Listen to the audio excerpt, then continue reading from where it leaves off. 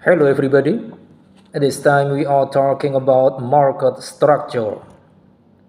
Market structure in economics refers to how different industries are classified and differentiated based on their degree and nature of competition for goods and services. It is based on the characteristics that influence the behavior and outcomes of companies working in a specific market.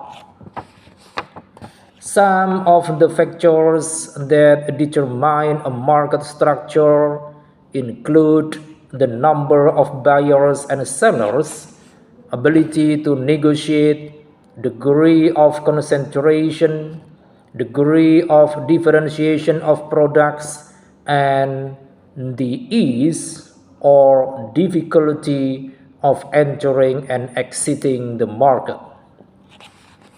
And then we move to types of market structures. The first type, perfect competition markets. Perfect competition markets are the gold standard of fairness in business. Consider several small businesses all selling the sum of the product with the same item with no pricing control. No one can behave like a big shot when many other people do the same thing. It is like a free for all marketplace where everyone is a price taker and snoozing means losing. And then the second, oligopoly markets. Oligopoly markets are like a small group of powerful players holding the cards. For example, consider phone companies. A few significant players dominate the market and closely watch each other. Since there are just a few main firms, their activities significantly influence prices and competitiveness. The few dominant firms use their market influence to set the prices and maximize profits.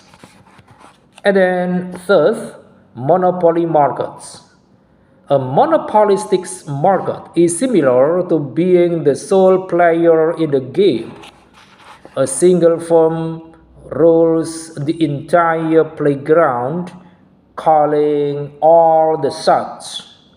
They set the rates, select what is on offer, and effectively run the show with no one opposing them.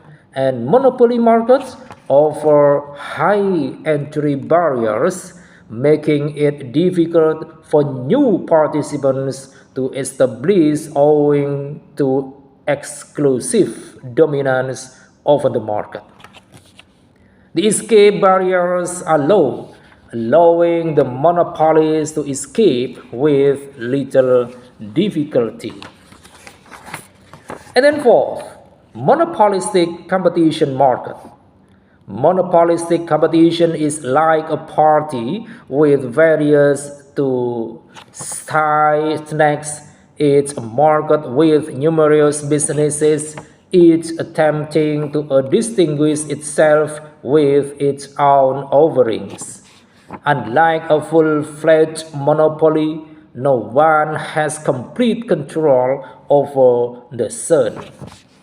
While there are many buyers and sellers, each business has its own unique products. Entry barriers are moderate. Businesses can enter relatively easily owing to product differentiation. Exit barriers are moderate. Enterprises can leave without too much difficulty, but product differentiation may evac the toys. And then we move to characteristics of market structure. The first, number of firms. The number of firms operating in a market is a major feature of its structure. The number of firms can vary from one to hundreds and thousands. If a market has too many firms working in it, it is considered a good market structure in which firms are in healthy competition. Under competitive pressure, these firms allocate resources in an efficient way. But if there is only one firm or few firms dominating the market, then this market is considered different in terms of the way firms compete and make their decision about resource allocation. And then the second, exit barriers.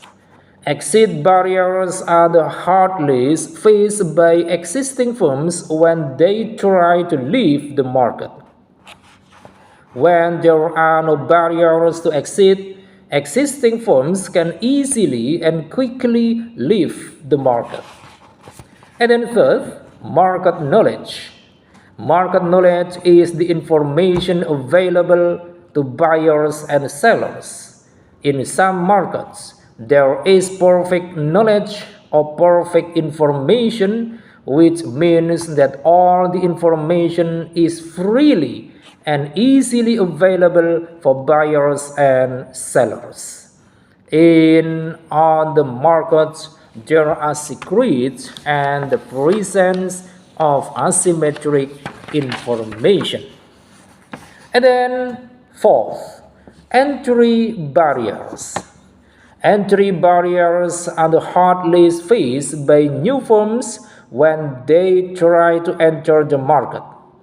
It is also an important feature of market structure. Some markets have low barriers to entry, and new firms can freely and easily enter the market. Some other markets have high entry barriers, making it difficult for incumbent firms to enter the market. And then fifth, market power. Market power refers to the ability of a firm to influence the price in the market.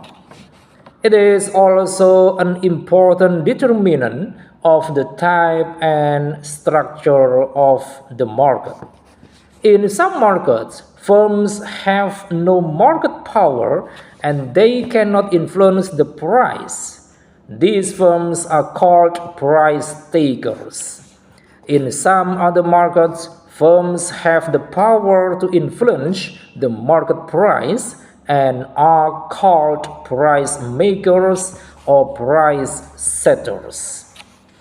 And then we move to importance of identifying market structure. Identifying the correct market structure is essential for effective decision making by businesses and policy makers. There is why. The first about pricing strategies.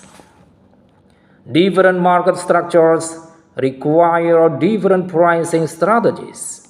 For example, in perfectly competitive markets, businesses must accept the prevailing price determined by supply and demand forces, while firms operating in monopolistic or oligopolistic markets have more control over pricing decisions. And then second, regulatory policies. Policymakers need to identify the existing market structure accurately to determine if any regulatory intervention is necessary to promote fair competition or protect consumer interests. And then third, competition analysis. Understanding the level of competition helps businesses analyze their competitive position within the market and devise appropriate strategies accordingly. I think it is enough. Thanks for watching.